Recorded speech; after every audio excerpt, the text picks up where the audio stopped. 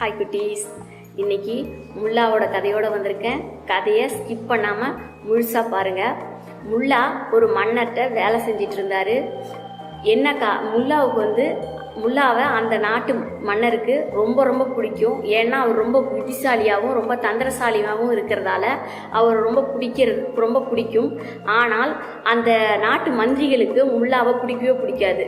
என்ன காரணம்னா, ஏதாவது ஒன்று வித்தியாசமாக செஞ்சு மன்னர்கிட்ட பரிசு பொருளாக இந்த ஆள் வாங்கிட்டு போகிறானே, நம்மளால் அப்படி செய்ய முடியலையே அப்படின்னு சொல்லிட்டு எல்லாரும் ரொம்ப வெறுப்புலேயே இருக்காங்க. அவர் ஏதாவது ஒரு பிரச்சனையில் மாட்டி வச்சு இதில் மன்னர்கிட்ட இவருக்கு தண்டனை வாங்கி கொடுக்கணும்னு சொல்லி பிளான் பண்ணிட்டு முல்லா அரசவைக்கு வரத்துக்கு முன்னாடியே மந்திரிகள் மன்னர்கிட்ட போய் இது மாதிரி முல்லாவுக்கு 3ஆவதா ஒரு கண் கிடைச்சிருக்கு, அது மூலியமாக ஒருத்தர் என்ன நினைக்கிறாங்க அப்படிங்கிறத முல்லாவால் சொல்ல முடியும் அப்படின்னு சொல்லி அரசர்கிட்ட கோல் மூட்டி வச்சுட்டு இவங்க போய் உக்காந்துக்கிறாங்க.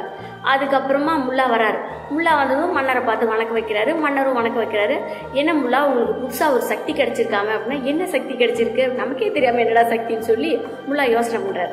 என்ன சக்திங்க எனக்கு கிடைச்சிருக்கு அப்படின்னு சொல்லி மன்னர்கிட்ட இவர் கேட்குறாரு. உங்களுக்கு தான் ஒரு 3ஆவதா ஒரு கண்ணு வந்திருக்காமே, அந்த கண்ணு மூலியமாக யார் என்ன யோசிக்கிறாங்க நீங்கள் உடனே சொல்லிடுவீங்களாமே அப்படின்னு சொல்லி மன்னர் கேட்க, உடனே முல்லாவுக்கு என்ன சொல்கிறேன்னு தெரியாமல் ஆமான்னு சொல்லாமல் இல்லைன்னு சொல்லாமல் ஆமாம் அப்படின்னு சொல்லிடுறாரு.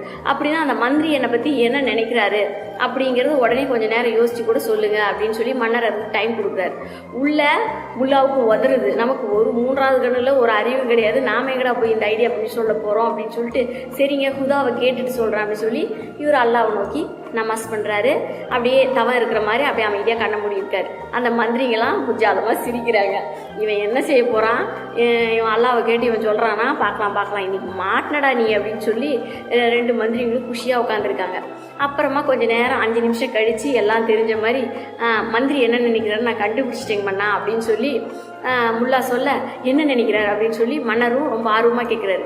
மந்திரிங்களும் இன்னும் எனக்கு திடீர்னு சக்தி கிடைச்ச மாதிரியே பேசுகிறானே அப்படின்னு சொல்லி கிட்ட வந்து பார்க்குறாங்க.